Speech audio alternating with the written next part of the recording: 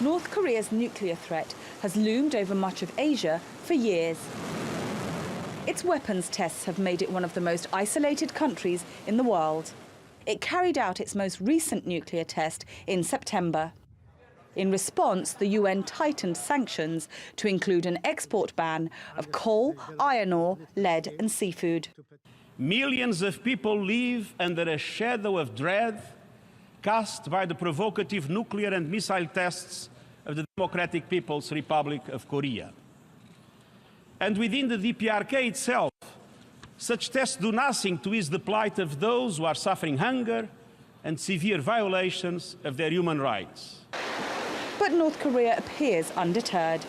Since February 2017, it's conducted over 15 missile tests of various types. Last month, it tested another intercontinental ballistic missile, thought to be capable of striking the US mainland.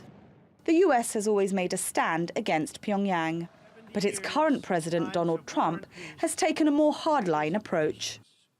The United States has great strength and patience, but if it is forced to defend itself or its allies, we will have no choice but to totally destroy North Korea. Rocket Man is on a suicide mission for himself and for his regime. On Twitter, Trump's warnings have ranged from being directly combative to downright personal. Trump's strong rhetoric continued during parts of his tour of Asia in November. In Japan, he said the country could shoot North Korean missiles out of the sky with US weaponry.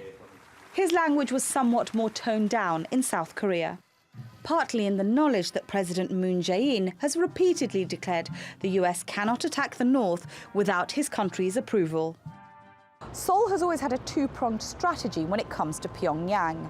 While it plans to continue to exert pressure on Kim Jong-un to abandon his nuclear program, it's never ruled out dialogue. Because what South Korea ultimately wants is reunification. The real challenge for Trump was in China, where he tried to persuade President Xi Jinping, a longtime ally of North Korea, to further isolate Pyongyang. North Korea's seclusion has also impacted its own people. Last month, dramatic footage emerged of a North Korean soldier escaping across the heavily fortified DMZ, the border between the North and the South.